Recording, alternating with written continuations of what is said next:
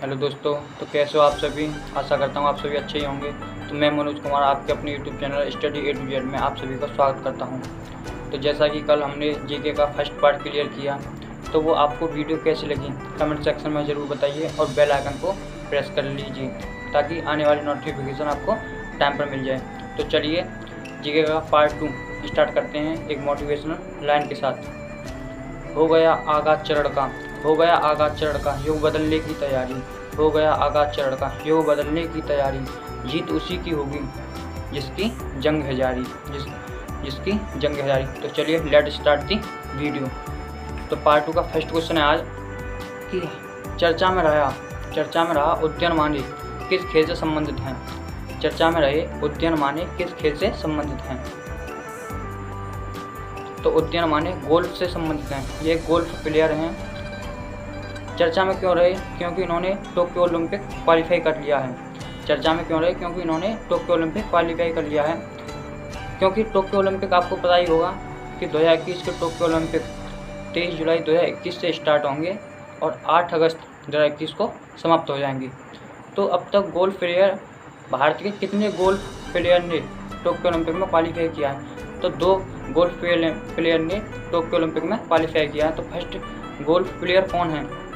तो first golf player अनिबॉर्न Lahiri हैं, अनिबॉर्न लाहिड़ी हैं। और सेकंड आपने जाना ही है उद्यान माने, ये गोल्फ से संबंधित हैं। तो टोक्यो ओलंपिक स्टार्ट हो गया। तो टोक्यो ओलंपिक में किस किस महिलाओं ने, किन किन पुरुषों ने क्वालिफाई किया है टोक्यो ओलंपिक में, तो जानते हैं। चलिए सबसे पहले हैं नेत्रा कुम्मनन। तो ये पहली नाविका हैं जिन्होंने टोक्यो ओलंपिक में क्वालिफाई किया है। सेकंड नंबर है विनेश फोगाट भारतीय पहली महिला पहलवान हैं जिन्होंने टोक्यो ओलंपिक में क्वालिफाई किया है। थर्ड नंबर साजन प्रकाश भारत के फर्स्ट तैराक हैं जिन्होंने टोक्यो ओलंपिक में क्वालिफाई किया है। नेक्स्ट माना पटेल ये भारतीय फर्स्ट महिला तैराक हैं जिन्होंने टोक्यो ओलंपिक में क्वालिफाई किया है। नेक्स्ट मीराबाई चानू ये एक वेट लिफ्टर हैं, इन्होंने भी ओलंपिक में क्वालिफाई किया है। नेक्स्ट दीपिका कुमारी तीरंदाजी से संबंधित हैं, इन्होंने भी टोक्यो ओलंपिक में क्वालिफाई किया है। नेक्स्ट भवानी देवी, जैसा कि नाम से ही विख्यात है भवानी देवी। तो भवानी देवी किस खेल से संबंधित होंगी?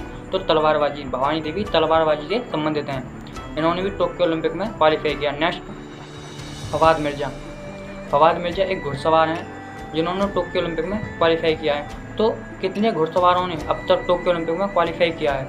तो 3 घुड़सवारों ने अब तक टोक्यो ओलंपिक में क्वालिफाई किया है। तो फर्स्ट घुड़सवार थे अटलांटिक ओलंपिक में क्वालिफाई किया था, जिनका नाम था इंद्रजीत लामा। तो फर्स्ट कौन थे? इंद्रजीत लामा, जिन्होंने सन 2000 के अटलांटिक ओलंपिक में क्वालिफाई किया, ये भी घुड़सवार थे। सेकंड नंबर के कौन थे? जिन्होंने सन 2000 में सिडनी ओलंपिक में क्वालिफाई किया, इम्तियाज़, जिनका नाम था इम्तियाज़। तो इम्तियाज़ ने सन 2000 के सिडनी ओलंपिक में क्वालिफाई किया, ये भी एक घुड़सवार थे। तो थर्ड कौन है? फवाद मिर्जा, जिन्होंने 30 मई 2021 को टोक्यो ओलंपिक को क्वालिफाई किया है। तो टोक्यो ओलंपिक 23 जुलाई 2021 से स्टार्ट होंगे, 8 अगस्त 2021 को समाप्त होंगे। तो टोक्यो ओलंपिक के बारे में और डीपली पढ़ते हैं कि पहला ग्रीष्मकालीन ओलंपिक कब स्टार्ट हुआ और कहाँ से स्टार्ट हुआ। तो आपको पता है ओलंपिक 2 होते हैं, एक तो शीतकालीन होता है, एक ग्रीष्मकालीन होता है। तो पहला ग्रीष्मकालीन ओलंपिक कहाँ से स्टार्ट हुआ? तो 1896 में ग्रीस की राजधानी एथेंस से स्टार्ट हुआ। 1896 में ग्रीस की राजधानी एथेंस से स्टार्ट हुआ। नेक्स्ट क्वेश्चन है कि 31वां ग्रीष्मकालीन ओलंपिक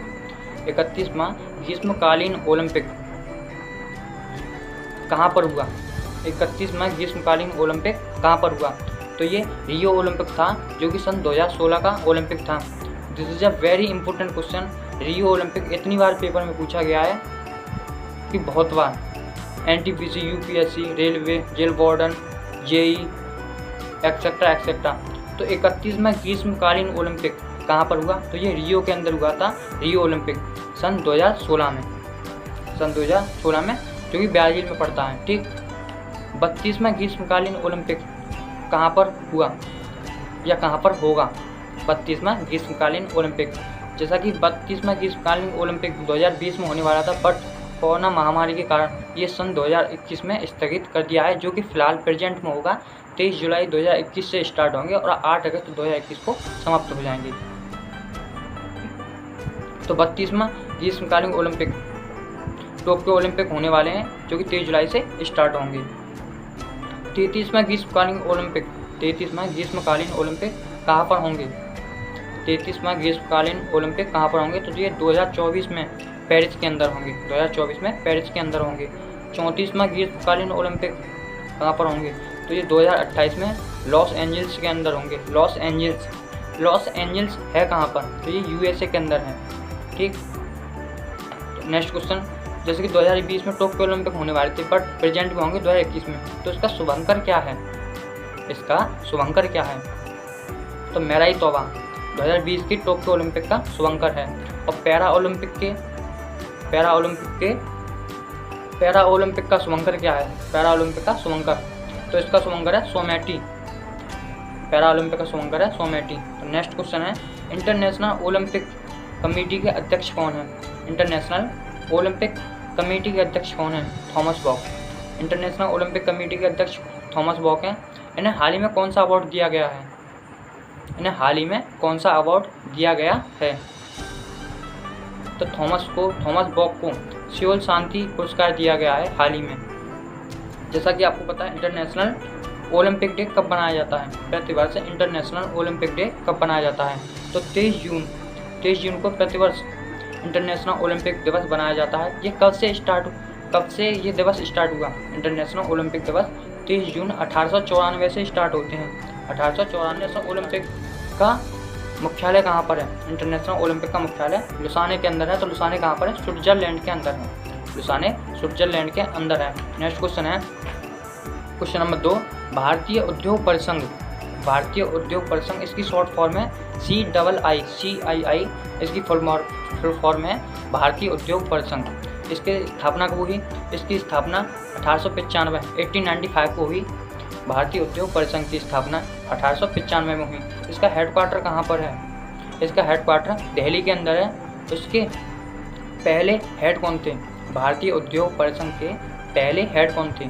तो उदय कोटर भारतीय उद्योग परिसंघ के पहले हेड थे। प्रेजेंट में कौन है? भारतीय उद्योग परिसंघ के प्रेजेंट में हेड कौन है? तो टीवी नरेंद्र भारतीय उद्योग परिसंघ के प्रेजेंट में हेड हैं। तो नेक्स्ट क्वेश्चन, सिडबी बैंक के बारे में हम थोड़ा सा जान लेते हैं। सिडबी बैंक की स्थापना कब हुई? तो 2 अप्रैल 1990 में सिडबी बैंक की स्थापना हुई। इसका हेडक्वार्टर कहाँ पर है? सिडबी बैंक का हेडक्वार्टर लखनऊ के अंदर है। इसके हेड कौन है? सिडबी बैंक के हेड कौन है? तो शिव एस रमन सिडबी बैंक के हेड हैं। Next question, SBI state bank of India, इसके चेयरमैन कौन है? SBI के चेयरमैन कौन है? तो दिनेश कुमार खारा SBI के चेयरमैन हैं। Next question, NABARD NABARD okay, NABARD की स्थापना कब हुई? ये अभी NTPC के जो एग्जाम हुए हैं, ये क्वेश्चन पूछा गया है कि नाबार्ड की स्थापना कब हुई? तो 12 जुलाई 1982 को नाबार्ड की स्थापना हुई। इसका हेडक्वार्टर कहाँ पर है? नाबार्ड का हेडक्वार्टर मुंबई के अंदर है।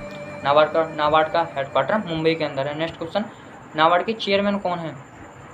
तो गोविंद चिंतालू नाबार्ड के चेयरमैन हैं। नेक्स्ट क्वेश्चन, नाबार्ड की स्थापना किस समिति की सिफारिश पर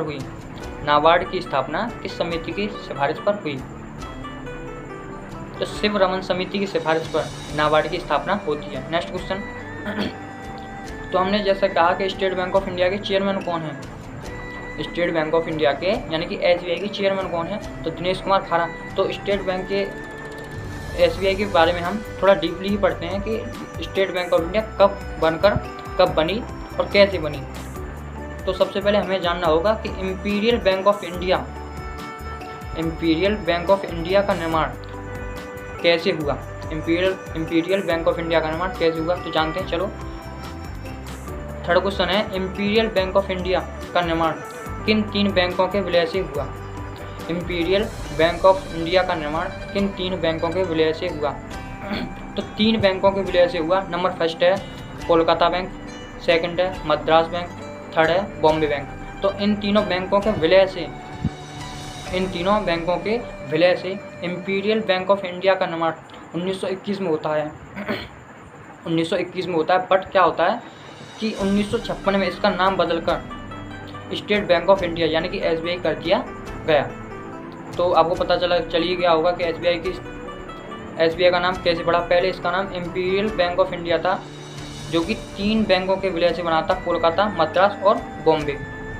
नेक्स्ट क्वेश्चन है, तो SBI के चेयरमैन दिनेश कुमार खारा हैं। फोर्थ क्वेश्चन, 2 बार नोबेल पुरस्कार जीतने वाली एकमात्र महिला। वीडियो को पुश करके जवाब दीजिए, कमेंट सेक्शन में जवाब दीजिए।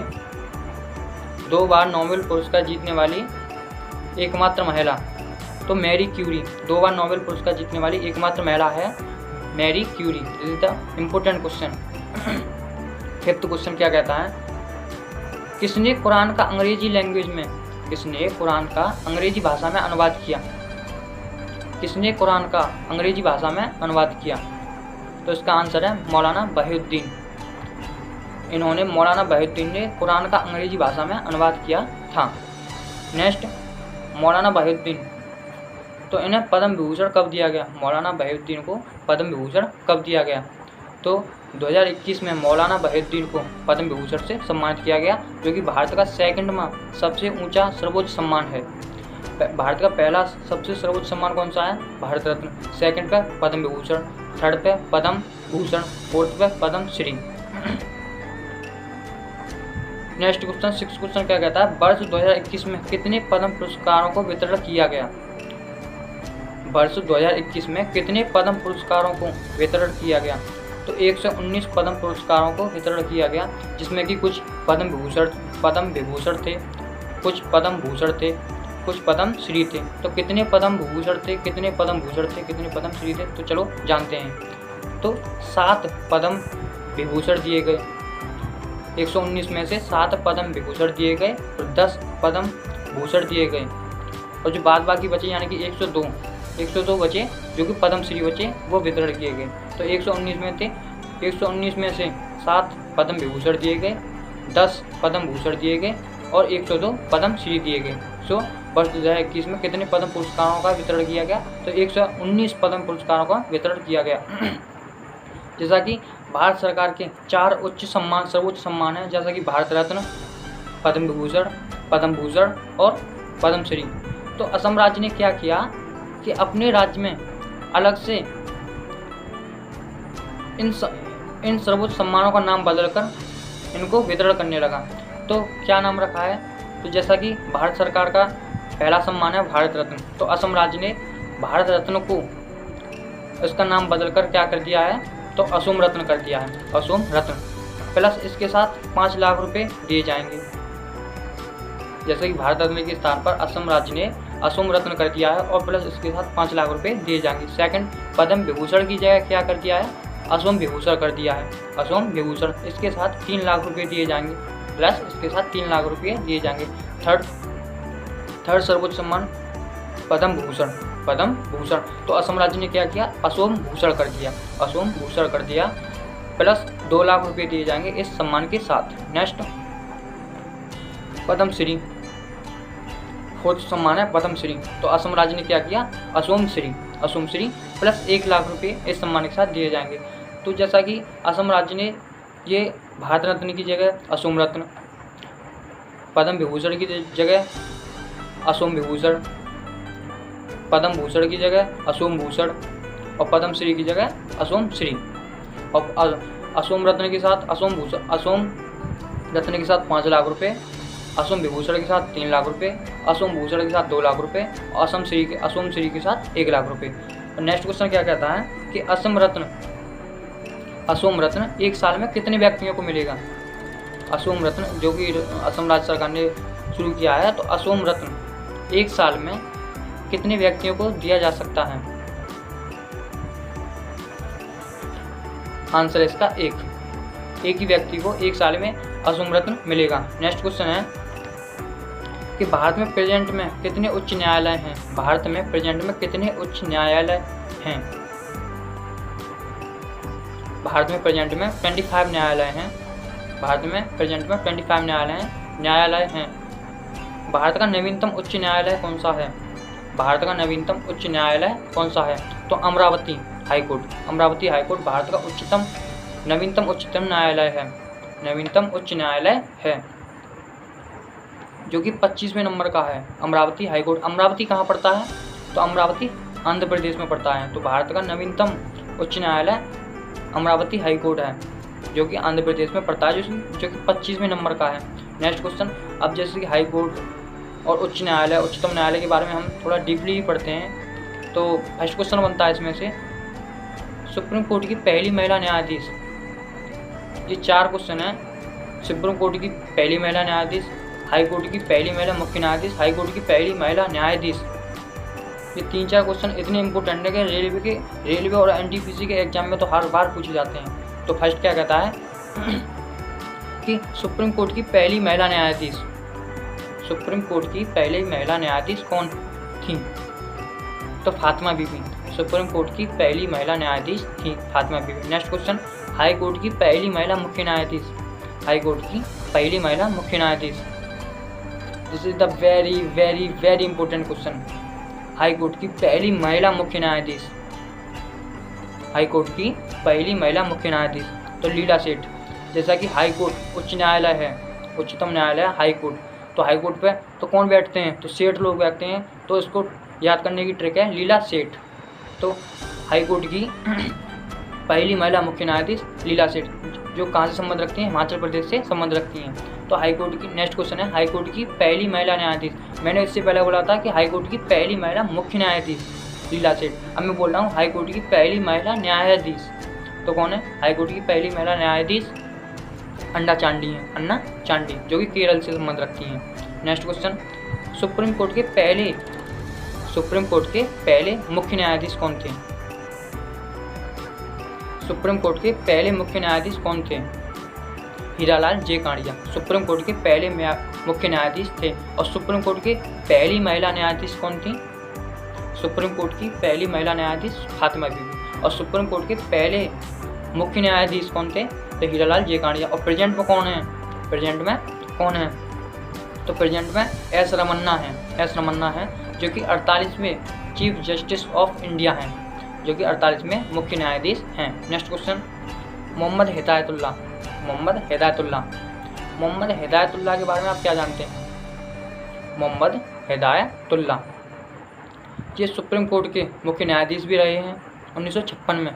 1956 में ये सुप्रीम कोर्ट के मुख्य न्यायाधीश भी रहे हैं और ये कार्यवाहक राष्ट्रपति भी रह चुके हैं। मोहम्मद हिदायतुल्लाह 1956 में सुप्रीम कोर्ट के मुख्य न्यायाधीश भी रह चुके हैं और ये कार्यवाहक राष्ट्रपति के रूप में भी कार्य कर चुके हैं। नेक्स्ट क्वेश्चन बनता है कि मेघालय की पहली महिला मुख्य न्यायाधीश। पैंट का क्वेश्चन है ये, मेघालय की पहली महिला मुख्य न्यायाधीश। मेघालय की पहली महिला मुख्य न्यायाधीश तो हेमा कोहली। मेघालय की पहली महिला मुख्य न्यायाधीश हैं Hema Kohli. Next question, Magellan mission NASA के द्वारा किस ग्रह के अध्ययन के लिए भेजा गया है? मैगेलन मिशन नासा के द्वारा किस ग्रह के अध्ययन के लिए भेजा गया है? तो शुक्र ग्रह के लिए मैगेलन मिशन नासा के द्वारा भेजा गया है। नेक्स्ट क्वेश्चन, पृथ्वी का चक्कर लगाने वाला प्रथम व्यक्ति कौन है? पृथ्वी का चक्कर लगाने वाला पहला व्यक्ति, पृथ्वी का चक्कर लगाने वाला पहला व्यक्ति कौन है? तो मैगेलन। पृथ्वी का चक्कर लगाने वाला पहला व्यक्ति है मैगेलन। नेक्स्ट क्वेश्चन है, किस खिलाड़ी ने 2008 के बीजिंग ओलंपिक में गोल्ड पदक जीतकर इतिहास रच दिया? किस खिलाड़ी ने 2008 के बीजिंग ओलंपिक में गोल्ड पदक जीतकर इतिहास रच दिया? इस क्वेश्चन को ध्यान से सुनना। किस खिलाड़ी ने 2008 के बीजिंग ओलंपिक में गोल्ड पदक जीतकर इतिहास रच दिया? तो आंसर होगा अभिनव बिंद्रा। अभिनव बिंद्रा। अभिनव बिंद्रा जी ने 2008 के बीजिंग ओलंपिक में गोल्ड पदक जीतकर इतिहास रच दिया। नेक्स्ट क्वेश्चन, ये दोनों क्वेश्चन 2008 का बीजिंग ओलंपिक जिसने गोल्ड जीता अभिनव बिंद्रा, और ये नेक्स्ट क्वेश्चन में जो बोलने जा रहा हूँ ये दोनों ही इंपॉर्टेंट हैं। इनको दोनों के क्रॉस निशान लगा लेना जो कि आने वाले एग्जामों को क्रैक करने में सहायता मिल सके। नेक्स्ट क्वेश्चन है पहली भारतीय महिला जिन्होंने ओलंपिक में पदक जीता। पहली भारतीय महिला जिन्होंने ओलंपिक में पदक जीता तो कर्णम मल्लेश्वरी, इन्होंने कांस्य पदक जीता था। वेट लिफ्टर हैं कर्णम मल्लेश्वरी। पहली भारतीय महिला जिन्होंने ओलंपिक में पदक जीता, कांस्य पदक जीता था, कर्णम मल्लेश्वरी ने। ये वेट लिफ्टर हैं, ये भार उठाती हैं। तो जैसे कि अभिनव बिंद्रा किस क्षेत्र से संबंधित रखते थे, तो ये शूटिंग करते थे। अभिनव बिंद्रा शूटिंग करते थे और कर्णम मल्लेश्वरी हमारी वेट लिफ्टर थी। नेक्स्ट क्वेश्चन, फर्स्ट पहला राजीव गांधी अवार्ड किस दिव्यांग खिलाड़ी को दिया गया। पहला राजीव गांधी अवार्ड किस दिव्यांग खिलाड़ी को दिया गया, सोच कर जवाब देना। पहला राजीव गांधी पुरस्कार किस दिव्यांग खिलाड़ी को दिया गया, तो आंसर होगा देवेंद्र झाझड़िया। इन्हें 2017 में ये अवार्ड मिला, राजीव गांधी अवार्ड। सेकंड दिव्यांग खिलाड़ी कौन है जिन्हें राजीव गांधी पुरस्कार मिला है।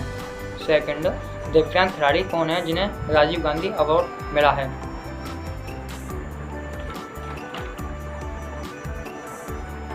तो सेकंड एक महिला है, सेकंड एकमात्र दिव्यांग महिला जिन्हें राजीव गांधी अवार्ड मिला है, तो वह है दीपा मलिक। ये हरियाणा से हैं। और देवेंद्र झाड़िया भाला फेंक से संबंध रखते हैं, ये भाला फेंकते हैं। और दीपा मलिक हरियाणा से हैं। और थर्ड कौन है थर्ड दिव्यांग खिलाड़ी कौन है जिन्हें राजीव गांधी अवार्ड मिला है। इन्हें थर्ड हैं जिन्हें 2020 में ही मिला है, तो वे हैं हमारे मरियप्पन थंगावेलु। ये ऊंची कूद से संबंध रखते हैं, जो कि तमिलनाडु से हैं। मरियप्पन थंगावेलु को 2020 में राजीव गांधी अवार्ड मिला है, जो कि एक दिव्यांग खिलाड़ी हैं। ये ऊंची कूद से संबंध रखते हैं। नेक्स्ट क्वेश्चन, भारत का पहला प्लाज्मा बैंक कहाँ खोला जा रहा है। भारत का पहला प्लाज्मा बैंक कहाँ खोला गया, तो दिल्ली के अंदर खोला गया। कोरोना महामारी के कारण कोरोना से जनता को बचाव करने के लिए पहला प्लाज्मा बैंक दिल्ली में खोला गया। भारत का पहला प्लाज्मा बैंक दिल्ली में खोला गया। नेक्स्ट क्वेश्चन है कि पहले एशियाई खेल का आयोजन कहाँ पर हुआ। तो 1951 में दिल्ली में पहले एशियाई खेल का आयोजन शुरू हुआ। नेक्स्ट क्वेश्चन है कि हाल ही में ये करंट का क्वेश्चन है, जो कि 3-4 दिन पहले की करंट है। हाल ही में किस देश में दुनिया का सबसे बड़ा रेत महल बनाया है, और किसके द्वारा बनाया है, किस व्यक्ति ने इसको रेत महल को बनाया है। तो 21 मीटर ऊंचे रेत महल का निर्माण डेनमार्क देश में किया गया है। 21 मीटर ऊंचे रेत महल का निर्माण डेनमार्क देश ने किया है। तो इस महल को विल्फ्रेड स्टीजन ने बनाया है। रेत महल को विल्फ्रेड स्टीजन ने बनाया है। नेक्स्ट क्वेश्चन है, डेनमार्क की राजधानी क्या है। डेनमार्क की राजधानी कैपिटल, जिसे अंग्रेजी में कैपिटल कहते हैं, कोपेनहेगन है।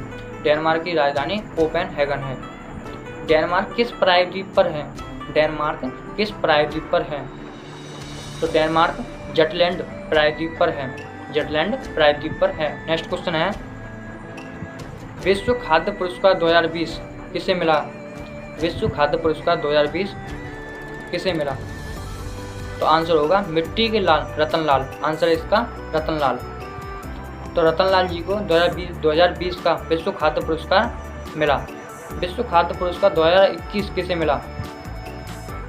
2020 तो हमारे रतनलाल सिंह को मिला, और 2021 का विश्व खाद्य पुरस्कार किसे मिला, तो शकुंतला हरके सिंह को 2021 का विश्व खाद्य पुरस्कार दिया गया। नेक्स्ट क्वेश्चन है, रेबीज का टीका किसने खोजा। तो लुई पास्चर ने रेबीज का टीका खोजा। रेबीज का दूसरा नाम है हाइड्रोफोबिया, जिसका अर्थ है पानी से डर लगना। रेबीज का टीका लुई पास्चर ने खोजा, इसका दूसरा नाम है हाइड्रोफोबिया। नेक्स्ट क्वेश्चन है, इंटरनेशनल कोर्ट का मुख्यालय कहाँ पर है। इंटरनेशनल कोर्ट का मुख्यालय द हेग नीदरलैंड के अंदर है। इंटरनेशनल कोर्ट का मुख्यालय द हेग नीदरलैंड के अंदर है। नेक्स्ट क्वेश्चन है, सुदर्शन समिति का संबंध किस क्षेत्र से है या किससे है। सुदर्शन समिति का संबंध किससे है? तो आरबीआई। सुदर्शन समिति का संबंध आरबीआई से है। जैसा कि आरबीआई के बारे में हम कुछ डीपली जानते हैं, डीपली में जानते हैं। चलो, जैसा कि आरबीआई का राष्ट्रीयकरण कब हुआ, आरबीआई की स्थापना कब हुई, इसके पहले गवर्नर कौन थे, इसके पहले भारतीय गवर्नर कौन थे, इसकी पहले जो स्थापना हुई थी वहाँ मुख्यालय कौन था, प्रेजेंट में क्या है। तो चलिए, सुदर्शन समिति का संबंध किससे है? तो आरबीआई से सुदर्शन समिति का संबंध है। इससे आरबीआई से फर्स्ट क्वेश्चन बनता है कि आरबीआई की स्थापना कब हुई? तो आरबीआई की स्थापना 1 अप्रैल 1935 को हुई। आरबीआई की स्थापना 1 अप्रैल 1935 को हुई। आरबीआई का राष्ट्रीयकरण हुआ। आरबीआई की full form, what is the full form of RBI? Reserve bank of India. तो आरबीआई का राष्ट्रीयकरण कब हुआ? 1 जनवरी 1949 को आरबीआई का राष्ट्रीयकरण हुआ। आरबीआई के पहले गवर्नर ओसबॉर्न स्मिथ और आरबीआई के पहले भारतीय गवर्नर सीडी देशमुख। तो ये दोनों क्वेश्चनों को क्रॉस कर लेना कि आरबीआई के पहले गवर्नर ओसबॉर्न स्मिथ और आरबीआई के पहले भारतीय गवर्नर सीडी देशमुख थे। नेक्स्ट क्वेश्चन बनता है कि आरबीआई का प्रारंभिक मुख्यालय, तो कोलकाता आरबीआई का प्रारंभिक मुख्यालय था। प्रेजेंट में आरबीआई का मुख्यालय कौन सा है? तो मुंबई। आरबीआई का मुख्यालय प्रेजेंट में मुंबई है। नेक्स्ट क्वेश्चन है, आरबीआई का लोगो क्या है? आरबीआई का लोगो तो पाल्म का ट्री है और उसके पीछे 2 सिंह हैं। ताड़ वृक्ष के पीछे 2 सिंह हैं। तो आई होप आपको वीडियो अच्छी लगी होगी। अगर वीडियो अच्छी लगी तो चैनल को सब्सक्राइब कीजिए, लाइक कीजिए और शेयर कीजिए। कमेंट सेक्शन में बताना कि आपको वीडियो कैसी लगी। तो जाते जाते मैं आपको एक क्वेश्चन देता जाऊंगा जिसका आंसर मुझे कमेंट सेक्शन में बताना है।